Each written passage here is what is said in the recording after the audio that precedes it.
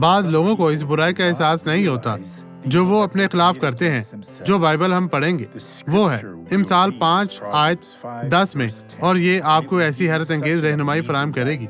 ऐसा ना हो कि बेगाने तेरी कुव्वत से सैर हों।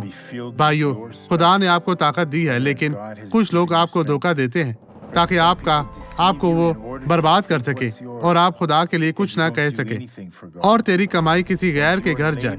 मेरे जीजो, ये हैरानकुन बात है।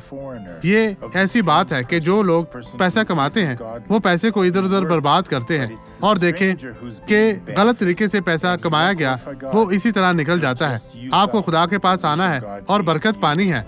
आप ये गवाही देखें और मैं वापस आऊंगा आपके लिए दुआ करने के लिए। ठीक है, मैं 4 माह से चर्च नहीं जा सकती थी। मुश्किल चलती थी। मेरे लिए बिस्तर पर लेटना और इससे बाहर निकलना बहुत मुश्किल होता था। मैं बहुत दर्द महसूस करती थी। आप कैसे चलती थी? मुझे दिखाएं। जी, मैं इस तरह से चलती थी। मुझे बहुत दर्द होता था। इस तरह से अपने चलती जिस्म थी। को सीधा करें और मामूल से चलें। हाँ जी, अब मैं ठीक से चल सकती हूँ। शुक्र है खुदावंद का। अब मैं आपके साथ दुआ करूंगा। खुदा, मैं दुआ करता हूँ कि वो लोग जो होशियार हैं, खुदा, मैं शैतान के तमाम अमाल को इनकी जिंदगी से दूर भेजता हूँ, इन्हें बांधता हूँ और कहता हूँ, शैतान तू चला जा, कभी वापस ना आना। अब इनकी जिंदगी से चला जा यीशु मसीह नासरी के नाम में। और आप कहें, तेरा शुक्रिया खुदावंद, और आमीन।